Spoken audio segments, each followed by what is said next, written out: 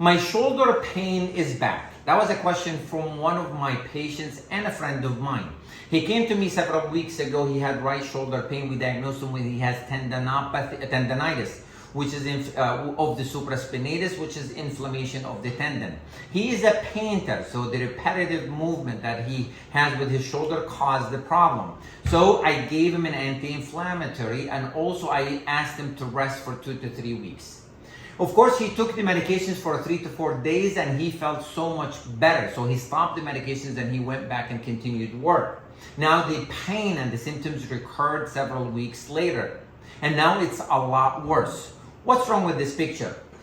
Now we talked about tendonitis is essentially it's the wrong use of the tendon or repetitive movement of the tendon. So it causes inflammation, so it causes symptoms and pain. So the treatment should be with anti-inflammatory. It has 2 components to it. One component suppresses pain, the other component suppresses inflammation.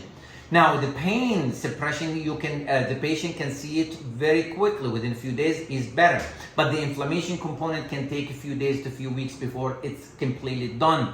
Now, when the patient sees that the pain is better, they stop the treatment. The problem, they did not stop and resolve the inflammation, so the symptoms will recur. The problem when the symptoms recur, they recur a lot worse because now it's becoming a chronic inflammation and chronic pain. And also the severe inflammation can also cause to the tendon to rupture or to tear. And also you can even get to what's called adhesive capsulitis, where it's a frozen shoulder. The treatment is a lot more difficult. So most likely the medications will not be sufficient. So we try the medications again. If it does not work, we go to intervention with injection, either steroids or platelet-rich plasma or stem cell.